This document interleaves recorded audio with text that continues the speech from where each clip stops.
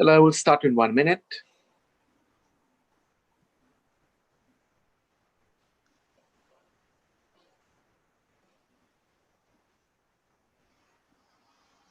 Sports as a tool for community development and advocacy. I'm Vlad Spencer from More Learning. I'm based in Washington, D.C. This webinar is organized by More Learning, working with Digital Communication Network, and it is sponsored by the International Sports Initiative of the State Department Sports Diplomacy Division. So on my behalf and my colleague, Awartani, who's based in Yerevan, Armenia, I want to welcome you. As you know, we are all together confronting this devastating pandemic. And as you know, as you can see, I have my own mask here. We all should have it because it's a public health need at this point. And this pandemic brought the whole world like the common denominator, fighting this very, very serious public health crisis. The problems that are confronting our society is being poverty or inequality or unemployment, lack of opportunity, divisions, discriminations. All these problems are still with us. And to some extent, this pandemic is magnifying, the problems that we are confronting with. Our guests today are part of the solution. That means, they are trying their hardest to deal with these challenges through the only tool or the tool that they know the best, which is sports. They're involved in sports. They come from a variety of locations. They come from Washington, D.C., Bradenton, Florida, where the WNBA bubble is also from Ramallah in the Palestinian territories and Casablanca, Morocco. So I want to welcome them, thank them very much for their participation in our webinar. Welcome you, the audience. And by now, probably since March, you are familiar with this tool, the webinars on Zoom. You know that there's a chat room. The chat room could be used also for networking. So please introduce yourself, tell us a little bit about yourself, and also maybe some websites that you want to connect with your work. And at the same time, most importantly, please ask questions in relation to what is discussed here. That being said, Anna, you have the floor. Thank you, Vlad. I want to welcome all our speakers and all the participants. I think that this is a very interesting issue and a very interesting topic for us to discuss. So I would like to start with the questions to all of our speakers. So let's start with our overall topic, sports for development and advocacy, and ask each one of you, what does it mean for you personally, based on your work and experience? And in the process, you can tell us a little about the communities that you are working with. So I would like to start with our good friend, former WNBA player, and now the assistant coach for WNBA team, Chastity. Chastity, please. So what does it mean for you, sports for social development? Awesome. First, thanks. Hello, everyone. Obviously, it means a lot for me. I was born in a small rural town in North Carolina, so a very poor town for the rural area. And sports and diplomacy, first of all, it transcends your culture. So I grew up along the racial lines of the white people stayed on this side of town, the Black people stayed on this side of town. So we were a smaller version of what Mandela did in South Africa with how sports, brought people together across those racial lines. And I remember my high school team making it to the state championship game, and that kind of jailed my community together and brought white people along with Black people together for a common goal, and that's to support us and win. And so sports transcends different cultures. It transcends gender roles. Sports is huge in diplomacy for encouraging women to join and become a part of sports.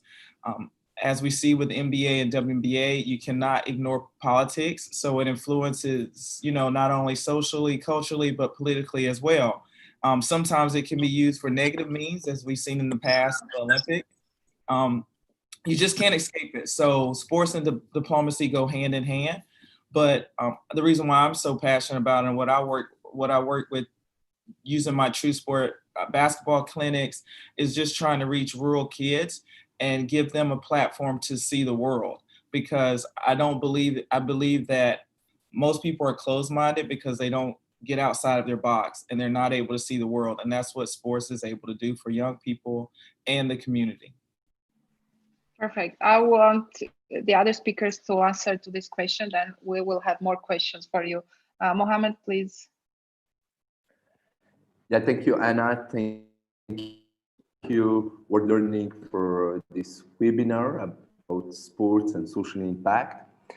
I am Amin. I am from Morocco. As a former international basketball player and founder of Thibaut Morocco, of course, sports is something very crucial for everyone, for kids, for girls, for poor families, and everyone who are in a vulnerable situation.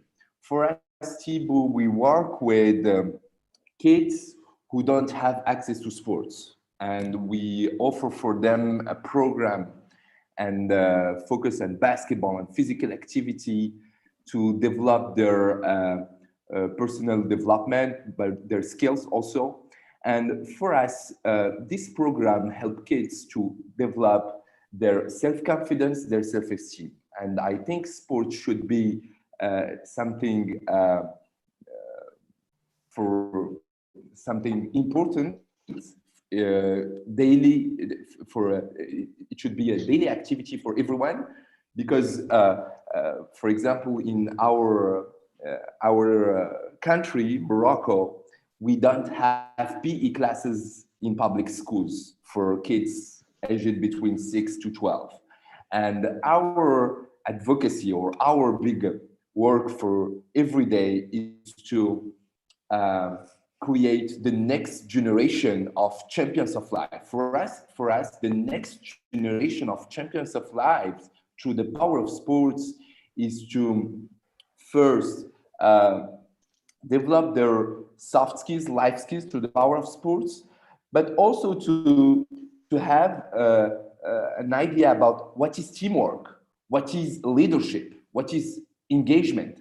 And through the power of basketball, shoot, pass, dribble, are teaching this. So I can share with you more best practices. And yeah, thank you so much for this introduction. Sure, we will come back to you for sure. I'm sure there are lots of good examples, and we saw by ourselves how you work there. So we will go to Riza. Riza, hi. Hi. Wow. Good morning, good afternoon, wherever you're zooming in from. I'm really excited to be here and really appreciate the opportunity to be here with all of you today. My name's Risa Isard. I use she, her pronouns, and I'm zooming in from Washington, D.C. It's really, I think, a pleasure to connect globally, and also personally, really a pleasure to connect back to my roots. So I grew up in Phoenix, Arizona, where Chastity now serves as an assistant coach for the Mercury. And I believe wholeheartedly that the path I'm on today is because I had the benefit of growing up surrounded by the energy that launched the WNBA, the most successful women's pro league in U.S. history. The Mercury gave me my first job in sports, and well before then, they were also my first partner in like a sports for good type of activity. I was in elementary school. I coordinated a toiletry drive for a local women's shelter. A family friend who was a season ticket holder, who's actually on here today, said, I think the Mercury can probably help you with that. And so the Mercury, for 3 years that this drive ran, sent players to congratulate the class that raised the most toiletries. It was awesome. And it was my first taste at sport for good. My personal theory of change has evolved since that time, no doubt. But I know that without those early experiences of engaging with the Mercury and sport for good and just being around a WNBA team as a 7-8-year-old girl, that I wouldn't be who I am today or be here talking to you all today. So today I'm a Title IX historian.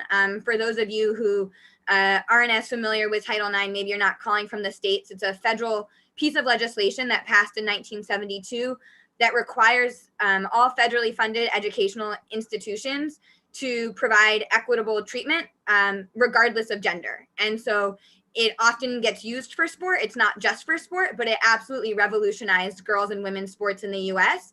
And in the context of Sport for Good, when it revolutionized sport for girls and women, it revolutionized all of these other opportunities that were now available to girls and women, including education, including leadership opportunities, including advocacy. I'm also a sports policy expert and an advocate for advancing equity in and through sport. And so I think when I think about that, like when I think about Sport for Good, thinking about equity in sport and equity through sport are both so important. We need to create equity in sport. We need to have equal pay and training and access and promotion and coverage and marketing, all of it, because that's what's right and it makes sense from a business perspective. And that's what people deserve. And we need that equity that we create in sport to help push us for equity out of sport. Again, right? Thinking about pay gaps and access to opportunities and recognition and promotion and understanding and values and the standards we have for people, all of it. And so I think when we think about Sport for Good, it's how do we create change in sport so that sport itself is equitable? And then how do we make sure that when we do that, that we're also creating change that transcends out of sport? I think the most important thing to help us do that is to recognize, as Chastity said, that sport can be a force for good, but it isn't inherently, right? There are plenty of times throughout history when sport was leveraged for values that I don't believe in, that I don't think made our world a better place.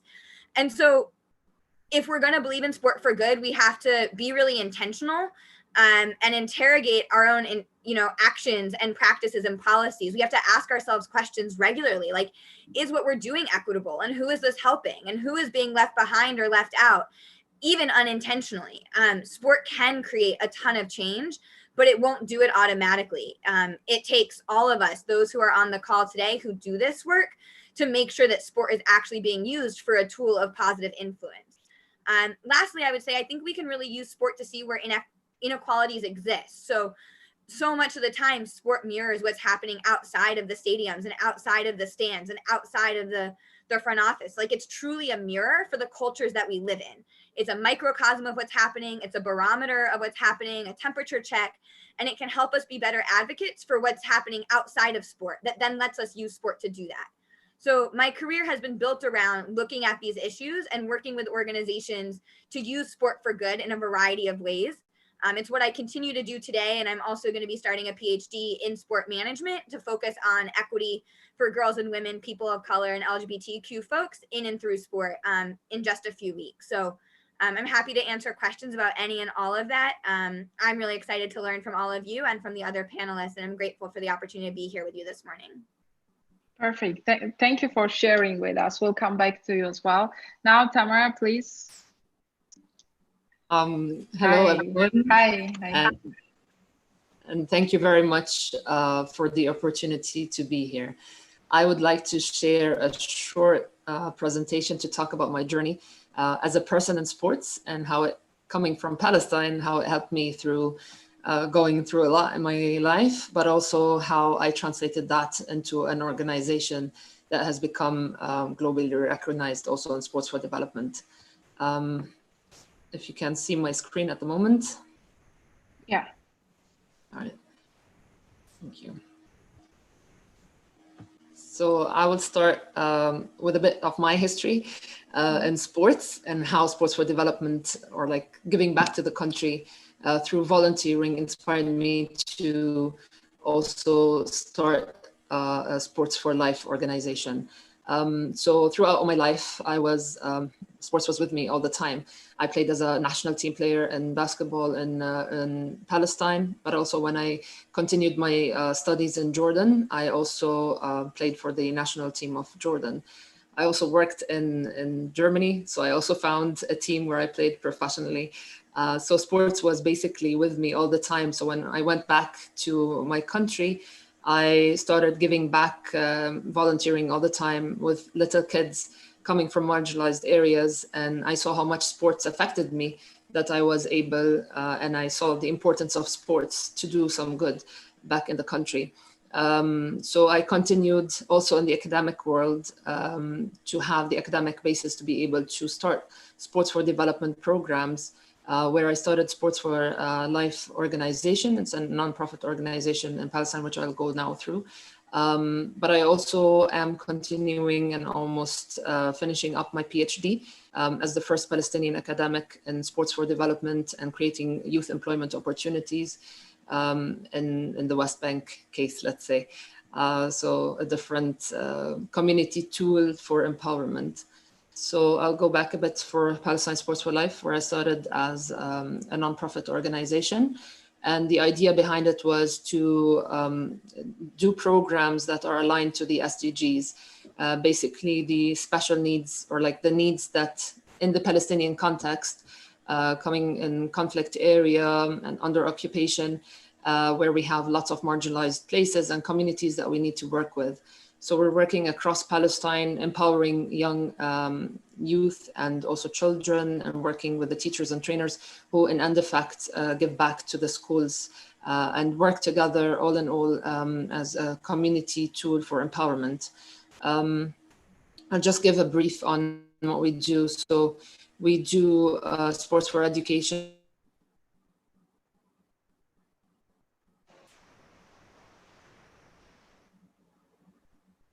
Hello, Tamara. We lost. Individual development of refugees and children in marginalized areas, but we do that before. Can you still hear me? Yeah, Can you yeah, still yeah, hear me? yeah. Yes, yes, Okay. yeah. Continue. So what we do is also customize our programs that they focus on the different community needs that we're working with. So we do lots for employment, we do lots for education, we do lots for gender equality and equity, and we work on the English language as a tool as well through sports. We have, of course, then the life skills that comes with all of the sports for development programs we do. We have different models. I will just go through them very, very quickly. So we do training of trainers, where we work with teachers and social workers in schools, as we have a connection with the Ministry of Education and UNRWA. We keep up to date with all of the teachers that we have trained throughout the whole years. And these are also then potential youth trainers who get then job opportunities for the training in their communities, as we offer also community programs that are for free in the community. You can see these videos on our YouTube channel. We do lots of event and community programs. As I mentioned, they are after school. We also try to support some infrastructure and fundraising for the schools in UNRWA to try to create some safe places for young girls and children in their schools to have proper sports and life skills, and then connecting them with different S4D topics. So that also increases the school attendance, having sports in the schools, specifically the UNRWA schools that have refugee kids in there, that they have something to look up for, and they're happy in this positive environment, but also then they are learning something over there. You can also watch that. We also do winter and summer camps that are focused on different, as I mentioned, S4D topics, where we connect vocational education, civic education, leadership. So it's more of career pathway, career counseling, all of these things that we have. Each camp has a certain topic to it. This is one example that can be also seen. What we are also working on is developing curriculums with the different international organizations, or like putting in our experience, which we have adapted to the Palestinian context, but also in the region, working on adapting the S4D experiences that we have into curriculums that are being now used in the Palestinian Ministry of Education, Palestinian youth centers, and also in Jordan and the region. And I'm happy to answer any other questions later on, of course. This is in brief. You can check our Facebook page, our website, our YouTube and LinkedIn and all of that to learn more about our programs in details.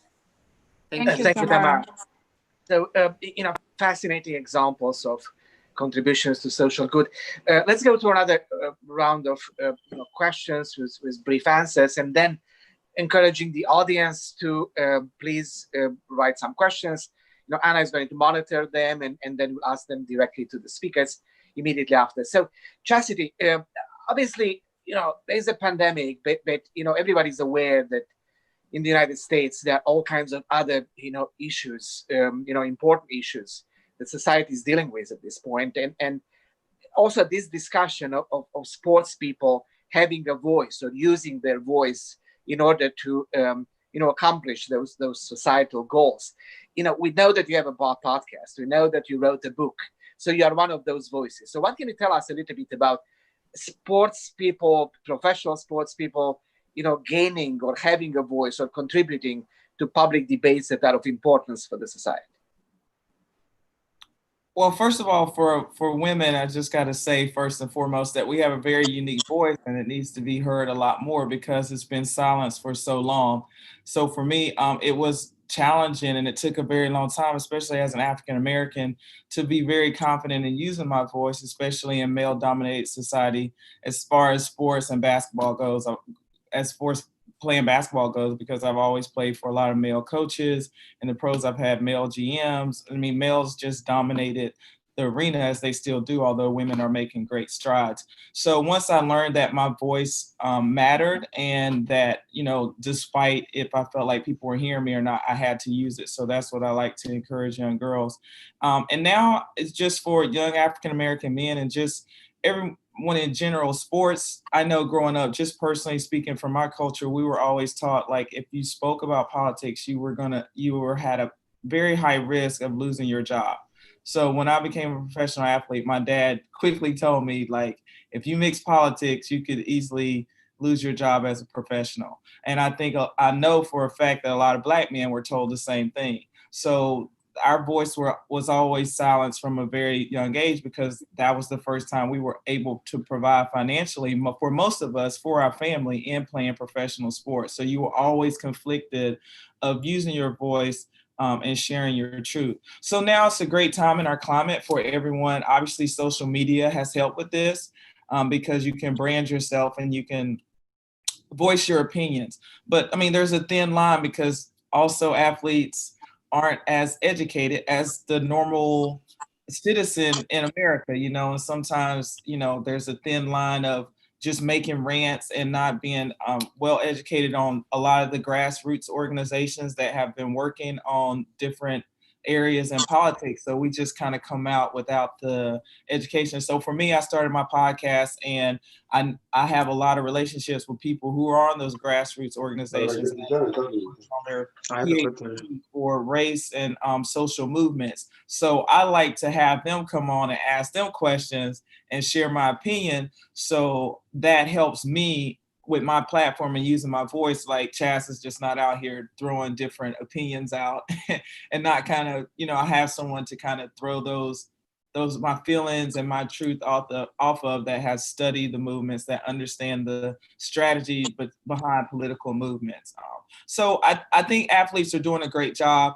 I believe they are now partnering with different grassroots organizations to stand behind their beliefs and what they want to put their focus and their money towards. And so it's just a great time for the world because not only has it opened the conversation and people can see, like, I feel like our culture looks at athletes, especially with the racial injustice that's going on now, that once they become professional athletes, they somehow escape racism.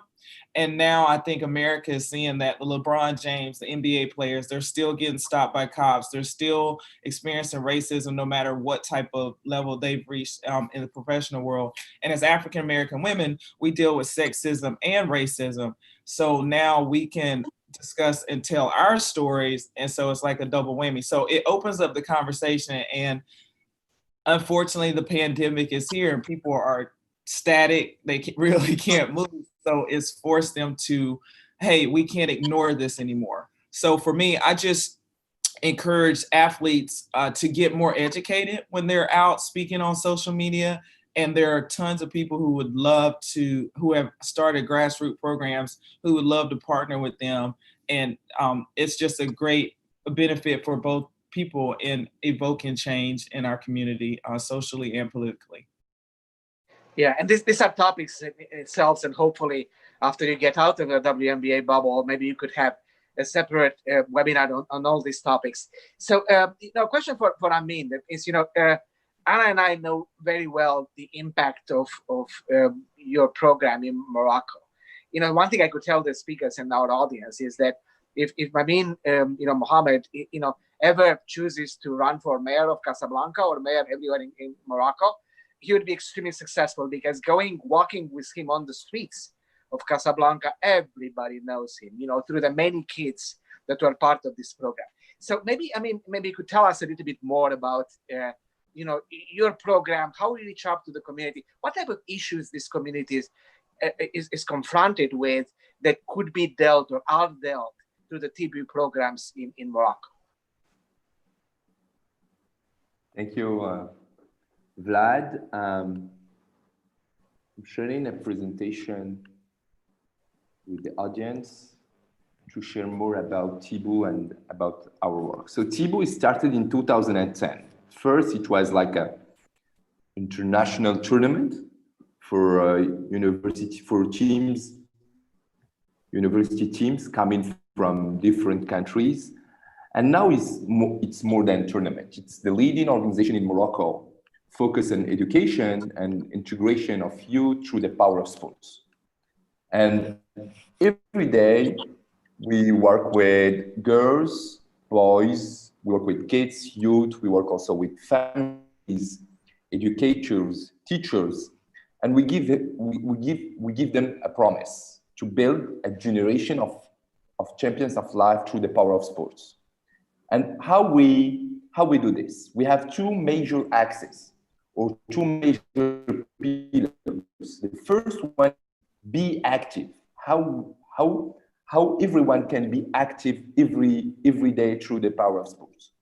In this pillar, we have two big programs. The first is about youth empowerment. So we reach more than 200,000 kids per year through basketball caravans in middle and high schools, through basketball caravans in rural areas, in popular neighborhoods, through summer camps for kids aged between 6 to 13, for kids aged between 14 18.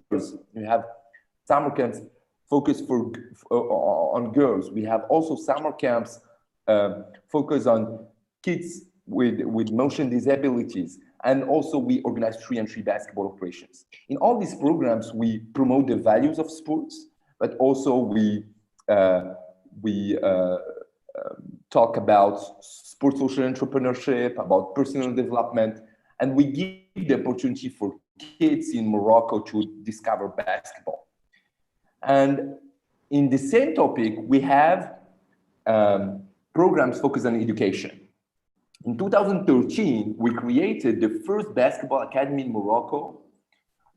It's called Tibu Basketball Academy. We started with 25 kids. Now we have more than 600 kids for 2022, coming from French, American, Spanish, and private schools. We had a very good results in the first and second year. And we say, yeah, it's good to have this academy, but we need to work with kids in popular neighborhoods because they don't have money to come to our academy. So we started a program with the Ministry of National Education, and we signed an agreement, and we started a program. It's called Tibu Centers. So we choose a school, a primary school in Pune, and we offer, we arrange basketball courts, and we select 100 kids, 50% boys, 50% girls.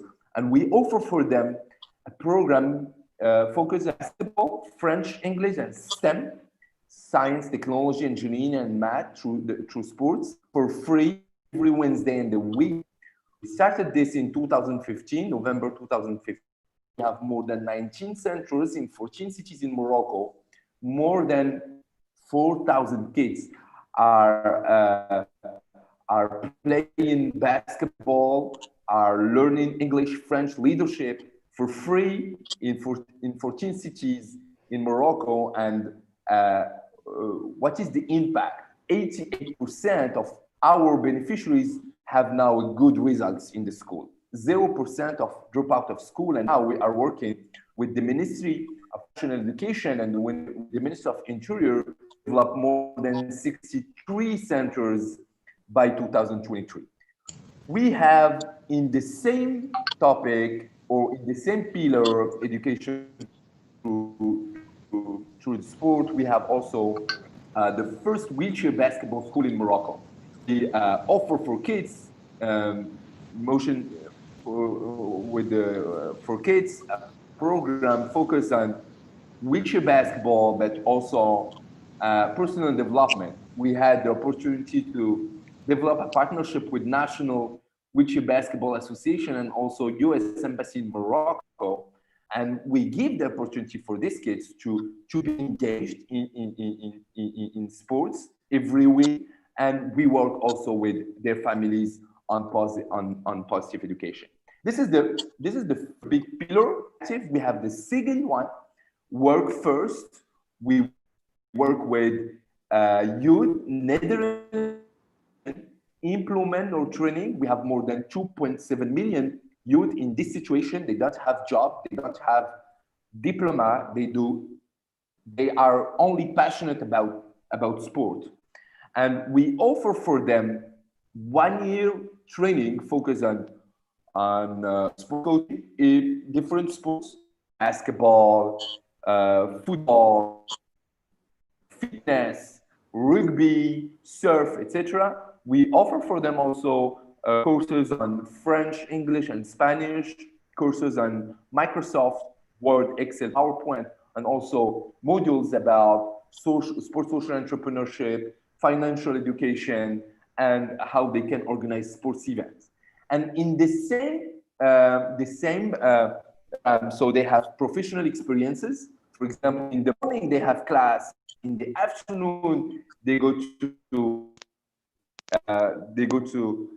Nike store, Reebok store, or they go to tennis academy. They discover what is sports industry and what we can work with people in the enterprise. And in the final, we give them support to have access to implement to job to the job market, and they finish as a sports coach or they finish also as a sports entrepreneur. And we have also another program. It's called Sports Social Business Lab. So we work with young Moroccan entrepreneurs passionate about sports, and we work with them on their entrepreneurial mindset and how they can link their passion with a social issue in Morocco, like education, health, gender equality. And it's a good opportunity to share with all the people here and all the audience a huge program we are programming, and we are planning the first Education Through Sport Summit in Africa. It will be in April 2021 from the 3rd to the 6th of April in Casablanca, Morocco. We bring more than 8,000 actors from Africa, US, Europe, Asia, and we will organize conferences, workshops, and PD workshops focus on women and girls in sports, sports for tech or sports for innovation, sports for social change, and sport for development. And we will have also an opportunity to organize a sports education hackathon to encourage sports entrepreneurs. And also we will have like a big expo to give the opportunity for NGOs from Africa, from different countries to expose their impact and to connect with decision makers. And in the final, we will work with all the experts and specialists for an effective advocacy to defend sports in preschool, in primary schools, because in Morocco, for example, there is no PE classes in preschool and primary school. So it's dangerous. So we are working with the Minister of National Education, with the Minister of Sports and Youth, with the Minister of Interior and all the stakeholders, how we can, bring sports and to develop access to sport for everyone. So we will have a lot of countries who will be here. I think Tamara should be here also because I think we met through STEM sports, Jeff Garner, and it will be a huge program, and I can share with you more information through learning and Vladimir. Thank you, Vlad. Definitely. Thanks, Mohammed. And I could tell you that you already have here, I think, Carole Ponchon, hopefully I pronounced her name correctly, from France, said already that she wants to be at the summit. As you know, we also plan to be at the summit, the Sports Diplomacy Division of the State Department. It should be an amazing gathering, mostly considering the impact of your program in Morocco. So count on us, and let's continue to spread the word. And by the way, audience, sure, more questions, and it's very important actually to connect, to network with us, to let us know who you are, and to continue to work together, because the goal of this webinars is not only sharing knowledge, but sharing also personal information in order to form and continue networks. It's a networking tool, so hopefully we'll use it well. Now, before getting to the questions that were asked already by the audience that Anna is monitoring, Lisa, I'm sure that this is a question that probably Anna wanted to ask, because Anna, in addition to being our colleague, is the member of the executive committee of the Armenian Football Federation, in charge with the women program, and they're doing amazing things. You guys should probably be in touch. But Teresa, maybe tell us a little bit more about challenges facing, women in sports, mostly in sports that are actually historically or traditionally or in people's minds previously dominated by men. So Chastity, mentioned a few things, but maybe you could explore it a little bit further, this topic. So women in sports and challenges they are confronted with. Yeah, thanks. It's a great question. And I want to start actually by sharing something I heard Allison Felix, who's the most decorated track athlete in U.S. history of any gender, and actually maybe has the most gold medals of anyone globally. Like, I'm pretty sure she has more gold medals than Usain Bolt. I had the privilege of working with her a few times and hearing her speak at an event a few years ago. And she said this thing that I hadn't heard anyone say ever. And I thought it was something I hope I'll never forget. And what she said was really simple, actually. And it was some version of there's no one monolithic girl. So this question of what are the barriers that are keeping girls and women from sport is such an important question. And so often we answer that question with here are the things that are keeping girls and women from sport. And we think about it as if every girl and every woman in the US or even globally has the same experience when it comes to accessing sport. And the reality is that girls and women, certainly globally, and of course, even within the US, have such different experiences based on who they are, based on where they live, based on their skin color, based on their sexual orientation, based on their gender presentation, based on their family's income. Quite literally based on everything. And so the reality is that the answer to what's keeping girls and women from sport is actually quite complex. And I think it comes back to the fact that every girl is situated so differently in this country. We know that, as you've heard from plenty of people, and I'm sure you all know in your own experiences, that sport historically has been the domain of men and boys. And so generally speaking, girls' sport, women's sport is almost a site of protest inherently. It's claiming power in bodies and space and leadership and voice that has historically been kept from women and girls. And within that, I'm not surprised to hear Chastity say that, she got the advice to keep quiet on politics. And it's not lost on me the fact that most of the athletes, particularly in the WNBA and the NBA, are people of color, and that the management are white folks, right? And so, of course, from a racial equity lens, white people are going to say to a labor force of people of color, we don't want to hear your voices on politics because that upsets the norms that have benefited, white people and particularly people in management in sports for so long. And so I think women and girls have faced, similar, barriers to using our voices and finding power and strength in our bodies. Certainly, girls who have disabilities have, different experiences than girls without disabilities in accessing sport and programs.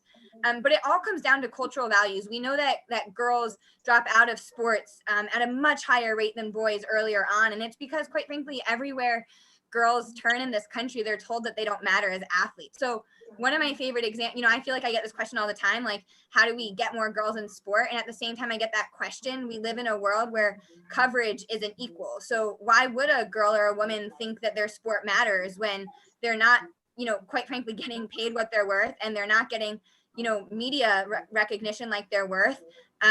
There's a lot of like omission. So when the World Cup was announced as for the 2026, it's, as some folks may know, it's a joint bid that won between the US, Mexico, and Canada. And the official Twitter account of the Canada Soccer Federation tweeted, "We are so excited to host our first World Cup."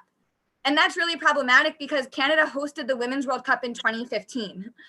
And I was there, and so many hundreds of thousands of other people were there, right? And so I think, despite the fact that girls and women come from so many different backgrounds based on all these different identities that we hold, the reality is that across the board, we're told that our sports don't matter. And we're always fighting an uphill battle to have respect. It's not the cool thing to do to be the sporty girl. And you can't make a career out of it, and you're going to get mocked. And there's a lot of homophobia, whether you're gay or straight or bi or pan or right, like whatever your sexual orientation is, there's a lot of discrimination that happens and social capital that gets kind of wielded against women and girls in sport. So I'll leave it at that. I think, the takeaways being that every girl and every woman in this country holds a myriad of identities, and there are experiences we share that are similar in sport by the fact that we all share this gender, and that across the country and globally our sports aren't valued, and also recognizing that there are very distinct barriers facing girls at different intersections of their identities, and women. Yeah, and maybe before asking questions from the audience, maybe, and I could also say a few words because talking to her about her experience, in Armenia when sports is growing, the women football sports is growing. It's mind-boggling how complex the issues are. How much is the mindset, society mindset, and doesn't involve within management. It involves parents, and it's involved public reaction, it involves media. So many prejudices that are very difficult to deal with. And again, doing this type of work, promoting women in sports, is basically bringing society at another level, the whole society, which is extremely, extremely interesting. Now, moving to Tamara, for a quick question.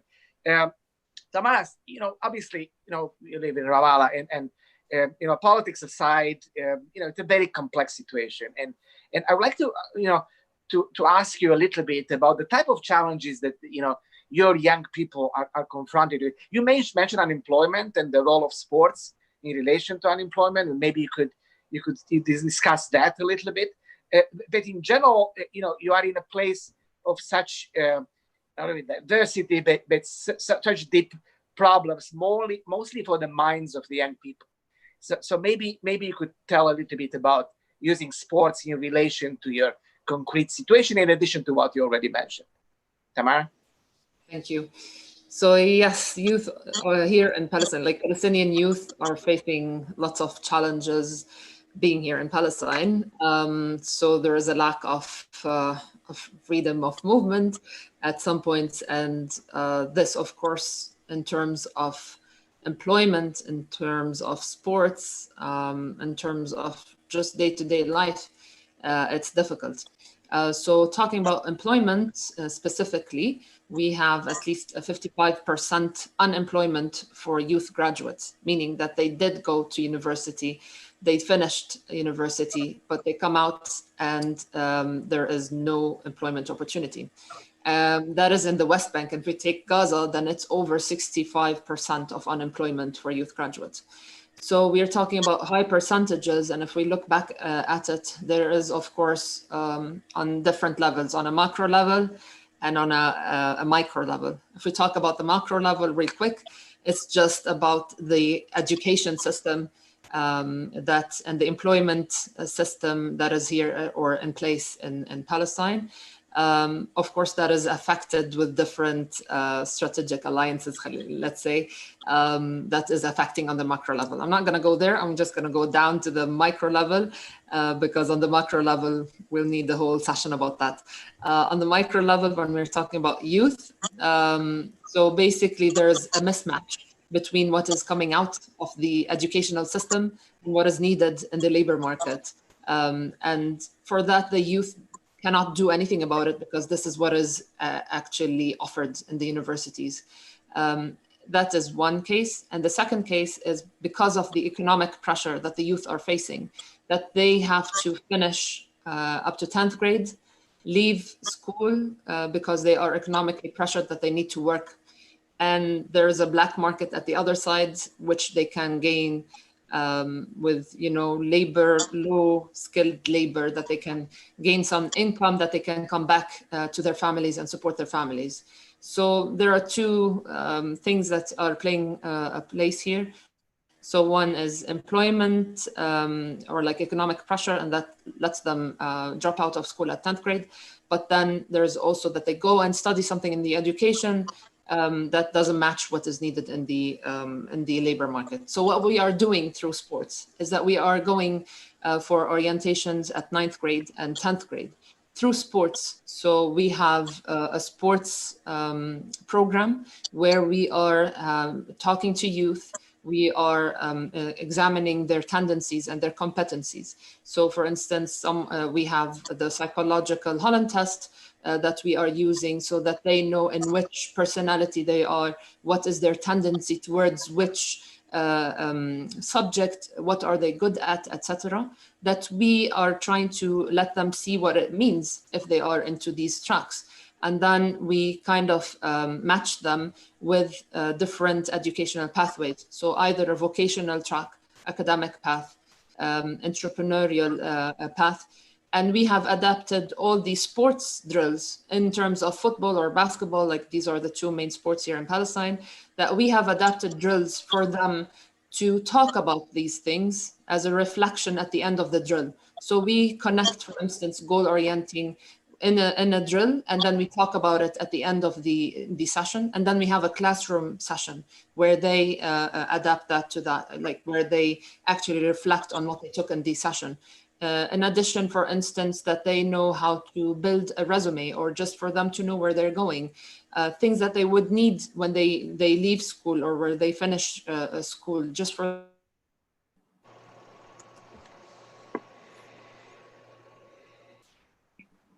Hello, Tamara. I think we lost the connection with her.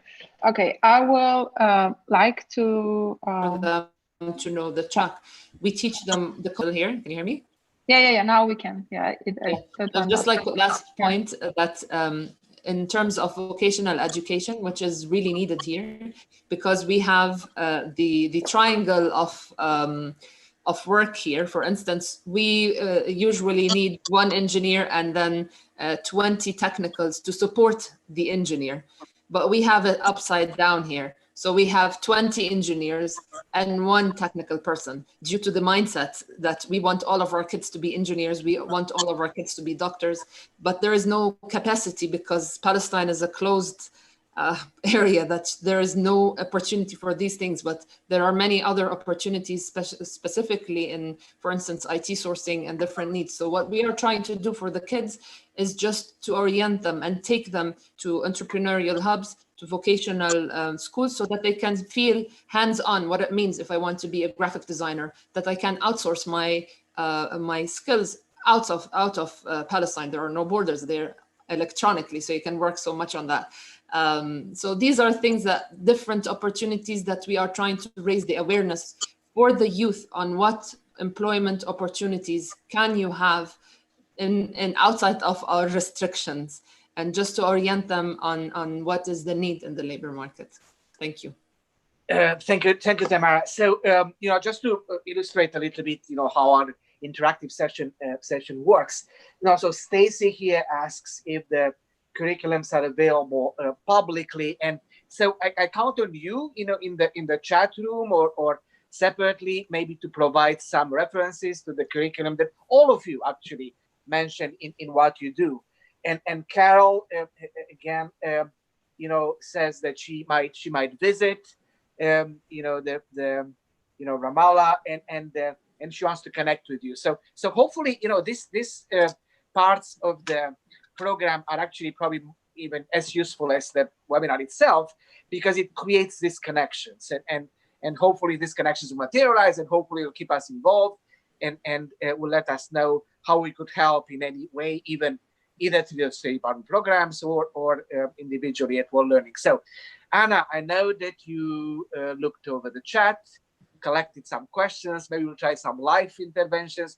So let's see what we got. Yeah, if Barbara Lefkowitz can join us now, I would like her to ask her question, because she's very interesting. She shared a little bit her bio. Barbara, can you ask your question and share a little bit about you? Sure. Thank you for asking me. Can everybody hear me all right? Yes, very good. Okay, great. I've been a nonprofit executive in Phoenix, Arizona. That's been my life work. I've worked at different nonprofits, including YMCAs, YWCAs, and homeless shelters for many, many years. And in fact, the toiletry drive between the Phoenix Mercury and Riso Zard benefited my shelter.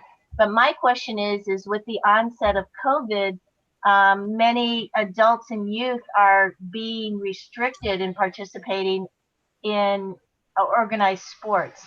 And I think that that's taking away from them not only the opportunity to learn sport, but also to learn the things that come along with sport, which is teamwork, learning to get along with different kinds of people. How do you all think that we can ease back or provide those opportunities to the youth and keep going with our ideas of equity and social justice? Participation of girls, participation of people of color, other things during this COVID crisis. And I'm going to mute myself now and listen to the answers. Okay. Who wants from speakers to answer first? Amin, let's see how you deal with this in Morocco. Yeah, thank you for this question. I will share with you our work during this COVID-19. Can I share a presentation? Yes, sure.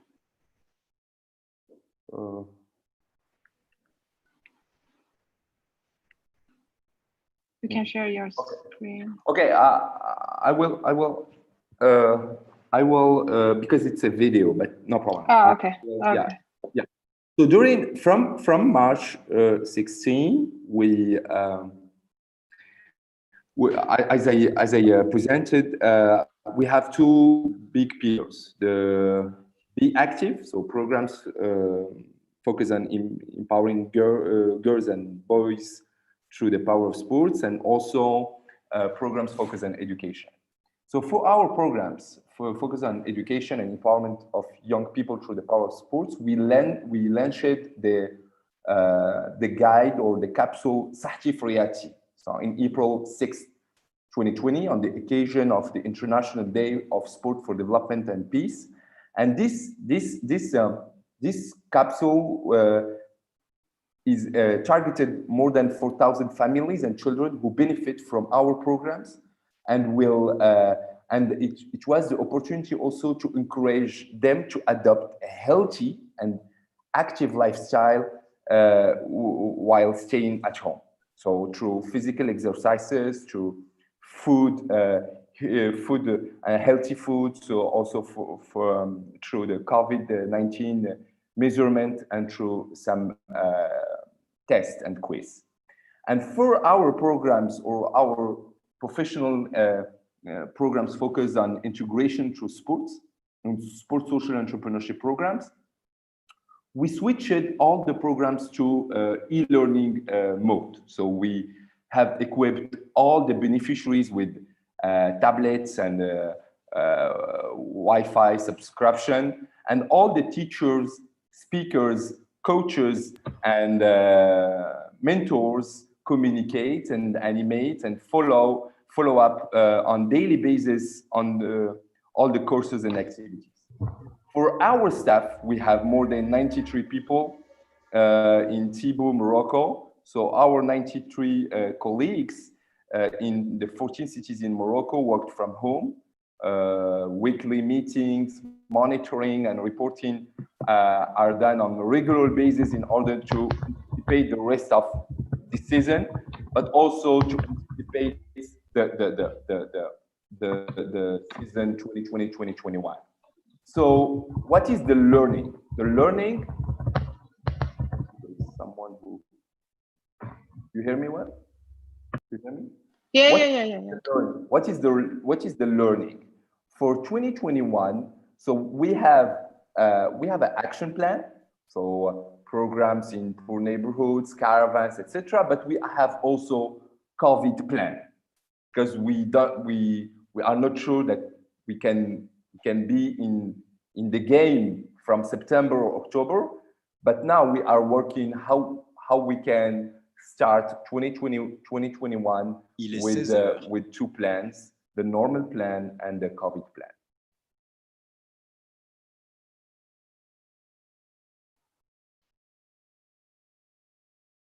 Amin? I finished. Yeah, okay. Chastity?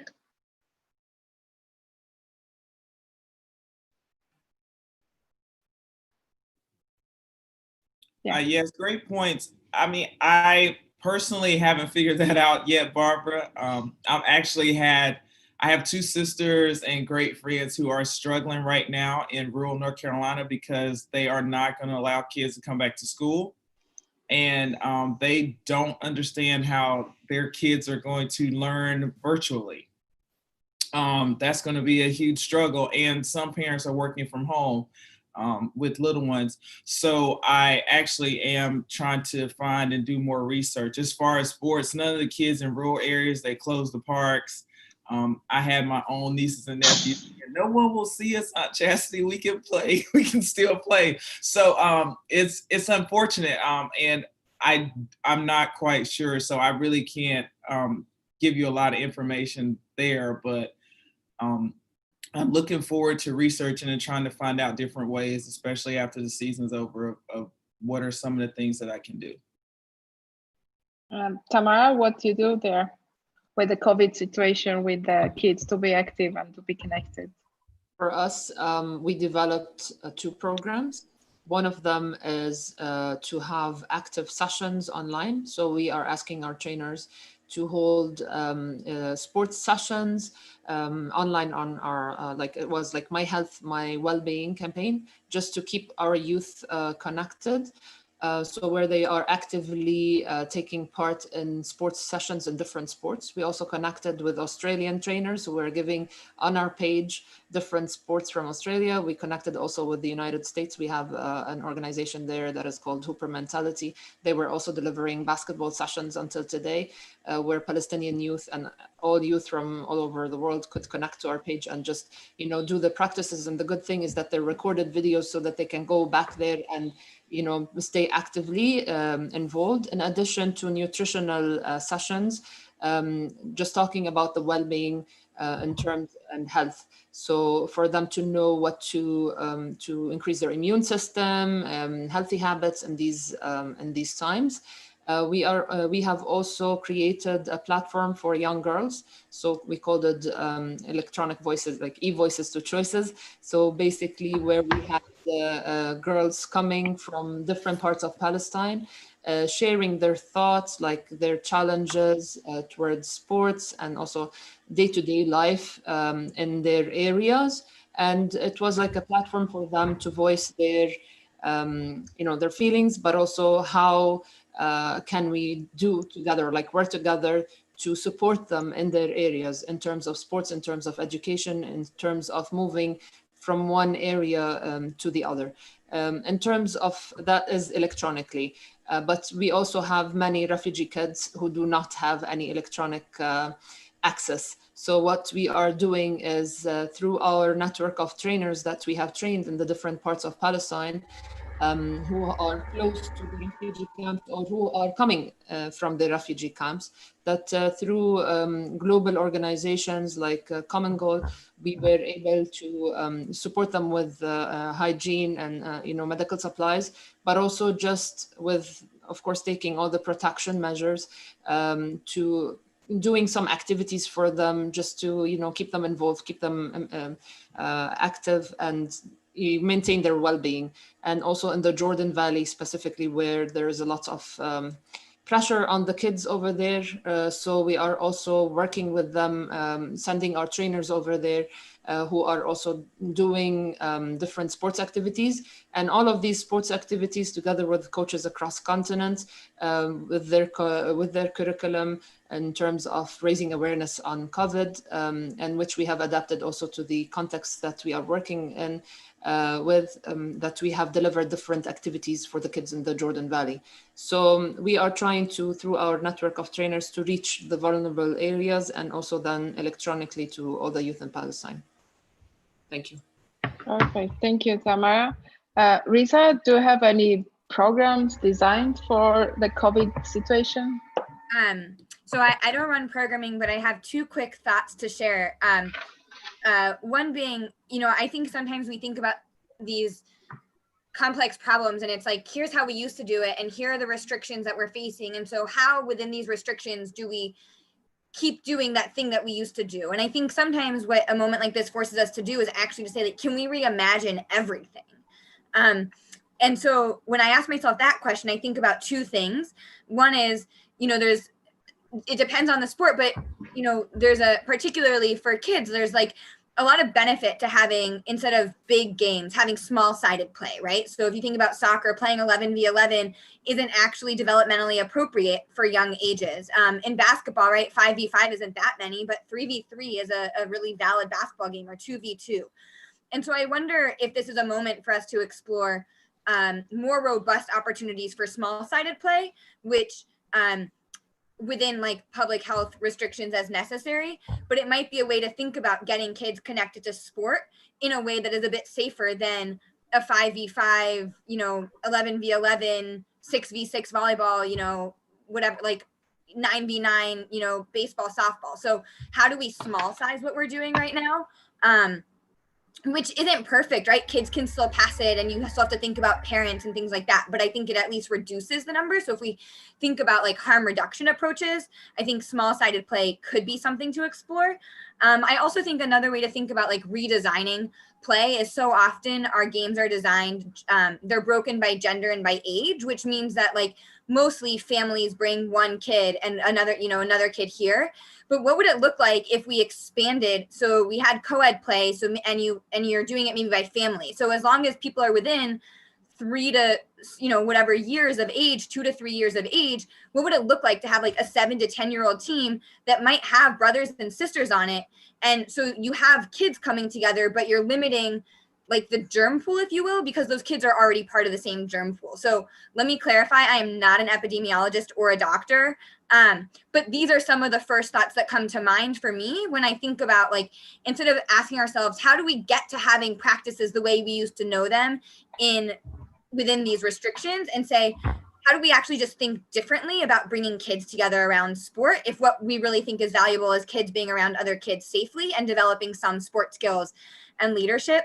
So that would be one thing. The other thing I think that's going to be really important is that as we continue to reopen on whatever that trajectory looks like, making sure that we keep equity front of mind. It's going to be really easy for certain communities to resume play, and it's going to be really important that communities that have, quite frankly, experienced lack of access for much longer than this pandemic don't get farther left behind, right? Like when we return to normal, there will be some families whose normal isn't returning to this like idea of every kid gets to play or have access to a park or whatever it might be. And so I know that there was some legislation in front of the US Congress about funds to support nonprofit sport organizations. And I'll be honest, I don't know where that landed, so it might not even exist anymore. But I do know that within those circles, there was a conversation at first that was very much like the travel teams, which are registered nonprofits, like wanted to benefit from this. And very quickly, the sport community said, with a few loud voices, we actually need to make sure that if we're asking for money from our Congress to bail out youth sports, that we're doing so with equity front and center, and that we're not exacerbating disparities as we return to this normal. And so I think of those as separate, right? Like one is what do we think about being able to do right now? And for me, that's how do we re-envision this whole system? And then the other is as we start returning to normal, how do we make sure equity is front of mind so that access just doesn't widen the gap, because there already is such a gap. So those would be, I think, the two frames to be thinking through. Perfect. Thank you. Thank you very much. And we have very, I think, philosophical and very difficult question from Hisham. Hisham is a basketball coach in Tibou, Maroc. Hisham, can you ask your question? Because myself, I cannot answer on this question. Hello, everyone. I'm Hisham Benouna from Morocco. I'm very happy to meet you again. Thank you for giving me the opportunity to ask my question. So I know that most of you guys are using sport as a tool of education and a tool of social change. My question is, when can we say that we have succeeded in our mission, which is the use of sports as a tool for social progress? If I can share, like us at TV Basketball Academy, when Mohammed say that more than 90% of our kids pass the year, that means for us, we're doing a great job. What about you? Can you share with us how you're doing with it? Thank you, Anna, for giving me the opportunity. Yeah, sure. Jessica, can you answer on that question?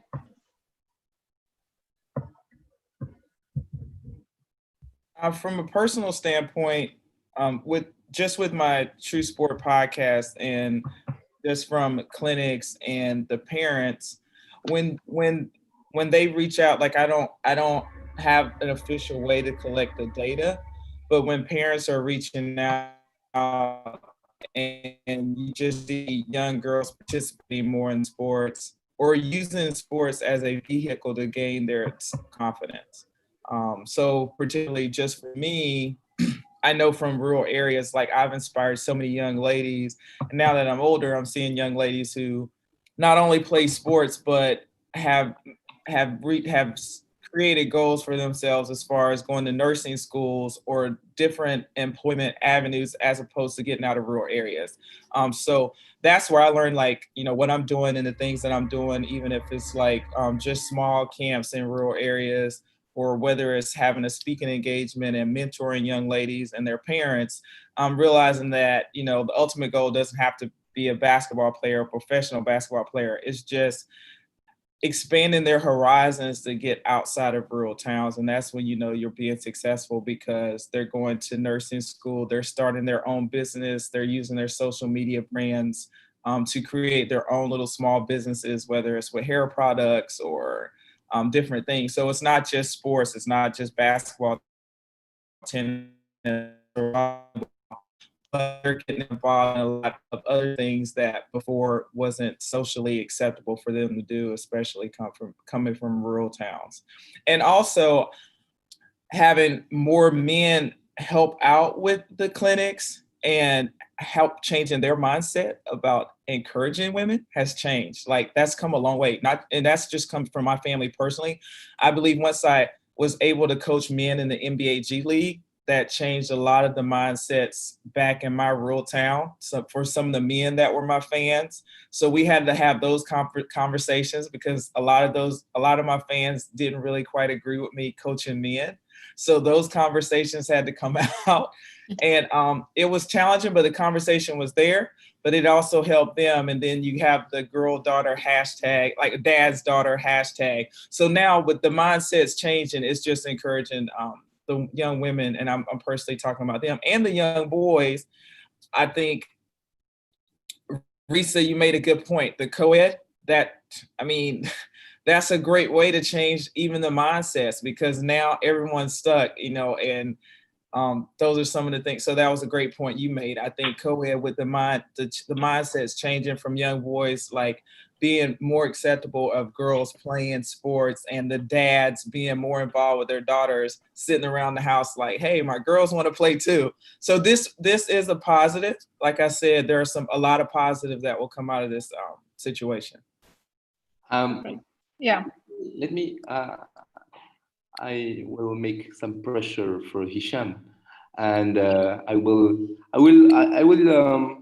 it's a very interesting question.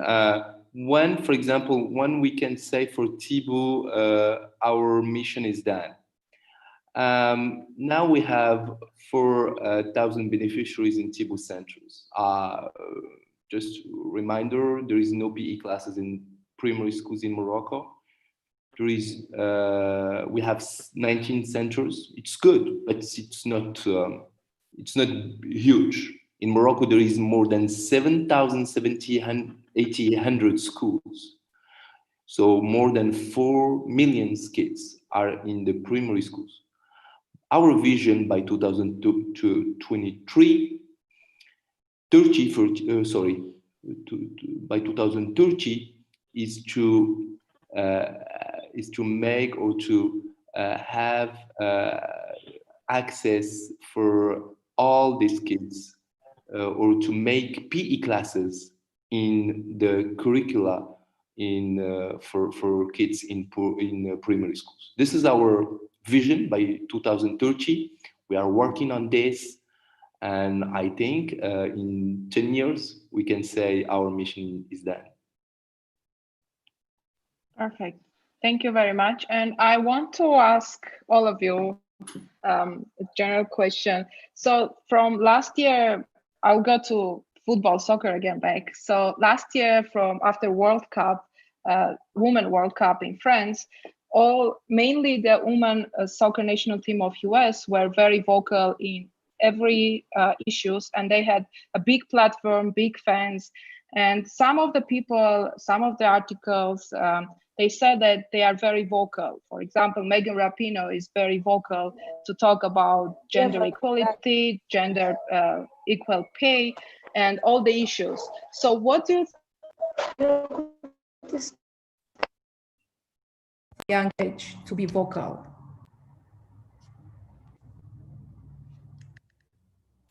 Hello. And I think you cut out for just a second as you were posing the question. Can you re-ask it? Hello, can you hear me? Yeah, we can hear you now, Anna, but we didn't hear it cut out right before you asked the question. I want to ask if we need to teach our athletes from young age to be vocal on social issues.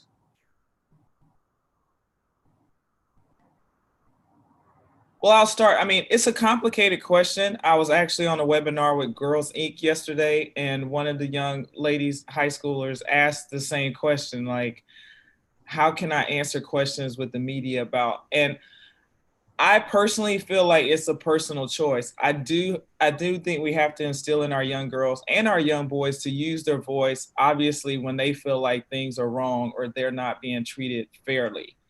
They definitely need to be taught at a young age to use their voice.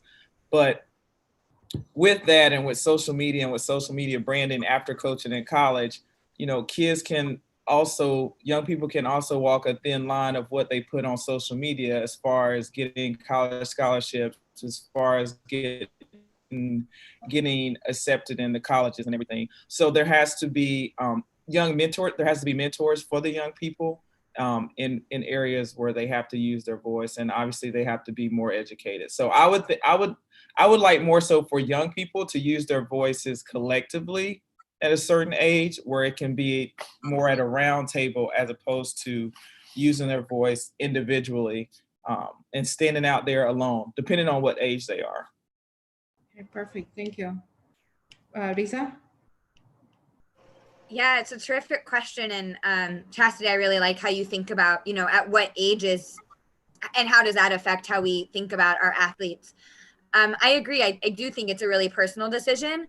I think I like the idea of talking with young athletes about what does it mean to use your voice and when they might want to use their voice and how they do it, so that when they decide they want to, they've like gone through some processes of just learning and engaging and educating themselves and just like, and even thinking about what the potential repercussions are, and are those repercussions that they're ready to assume, right? And for many athletes, the answer right now is yes, right? And so I don't think you do that to scare kids, but just like help them evaluate it, and also instill in them a high level of responsibility, I think, and like obligation might be too strong of a word, but help them to recognize that, particularly as they get older and they are athletes, even if it's just at the high school level, like they do carry some level of local weight. And so if we help them to see that they do have influence, and then it's up to them when they want to use it and on what issues they want to use it, I think that's great. I think a lot of times maybe athletes, particularly younger athletes, don't recognize like the power that they hold. So I think this goes in line with sport for education and youth, sport-based youth development, right? Is how do we actually like teach our athletes the power that they have as athletes and as humans?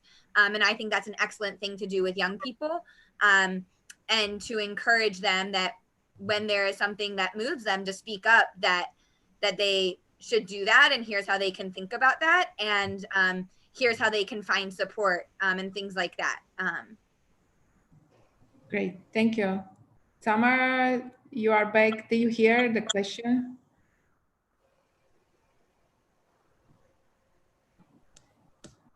Okay, let's see if Mohammed has anything to say about this.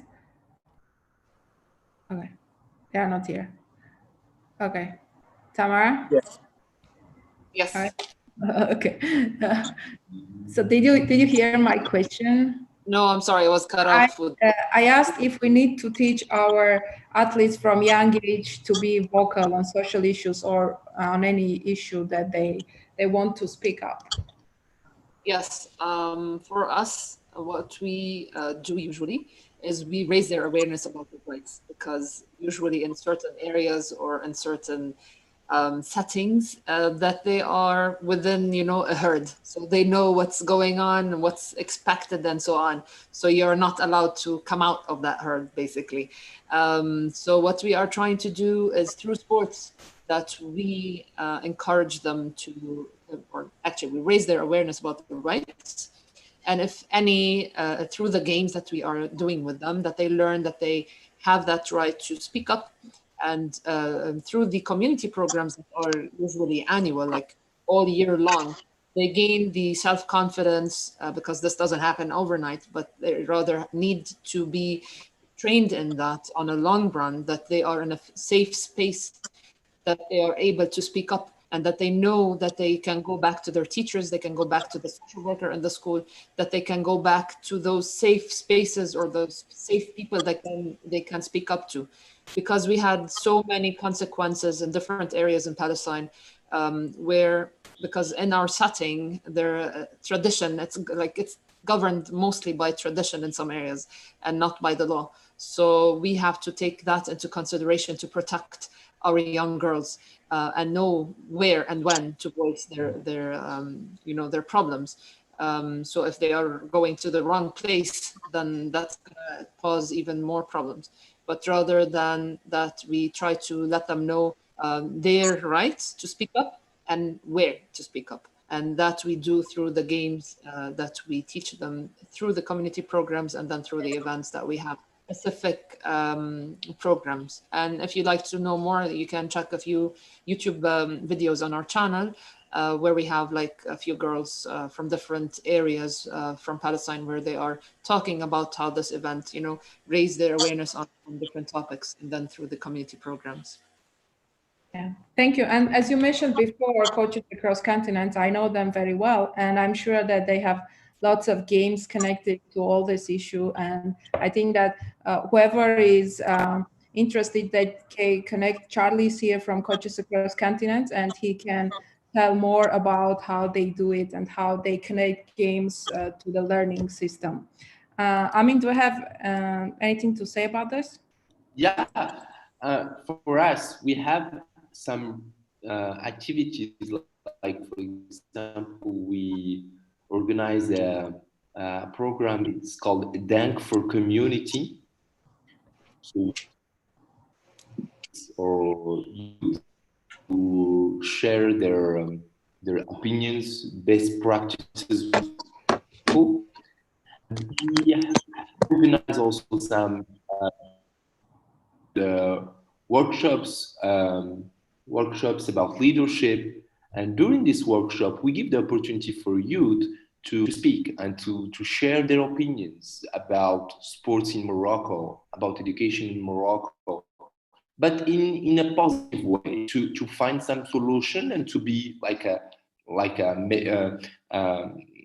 a social maker and to be positive.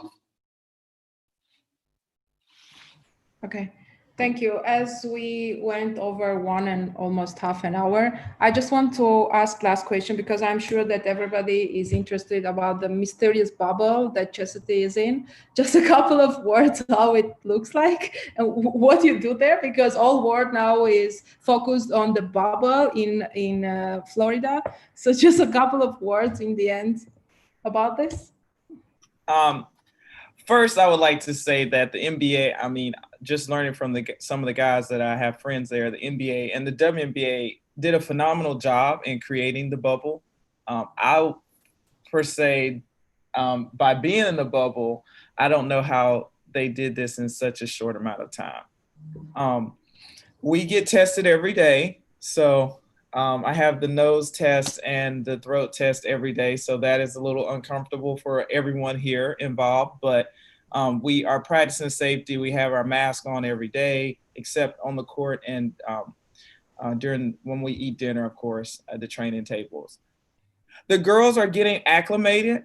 It's a really beautiful campus. So the girls are riding their bicycles. We have golf carts. But I think personally, I can say for the women here, I mean, women are just going to make it do what it do, you know, like, I mean, there's no other way to say it. We love our sport. We love the game of basketball. We love the platform we have. We haven't been blessed to have this opportunity for a very long time like men.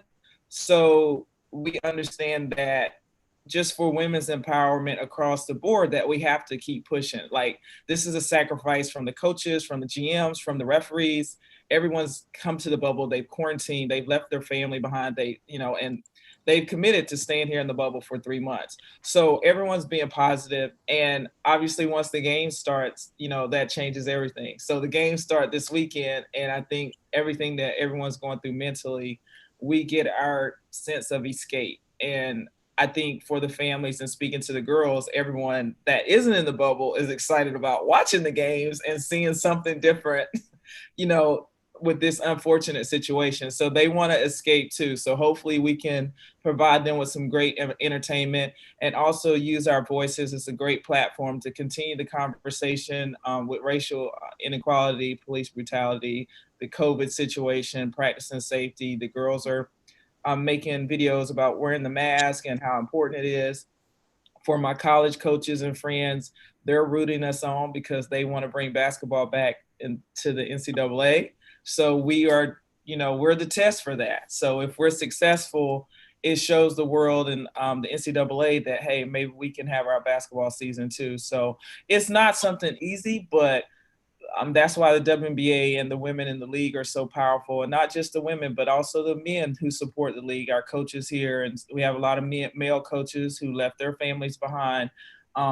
We are a strong unit, and it's about the game, and it's about having those strong role models and showing like the world, like, hey, we make sacrifices, we have families too, but we see the big picture. So the food is great. I know there was some stories out there. I know there were some stories with Elena Deladon, and but the WNBA has done a great job.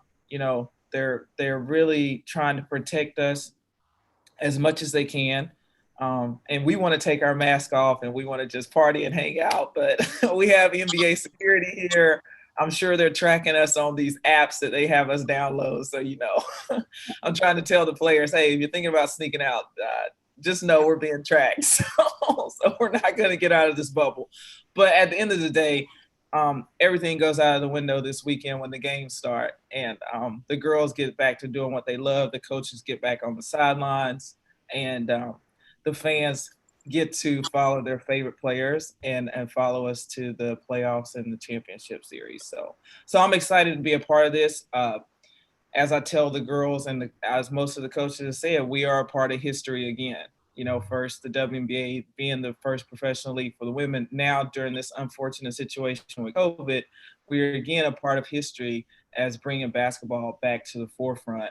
And hopefully the media will get on board and write positive stories and share those stories about us being in the bubble too, and what we're doing to promote the game of basketball, which is a game that speaks all languages across the board, whether you're male or female.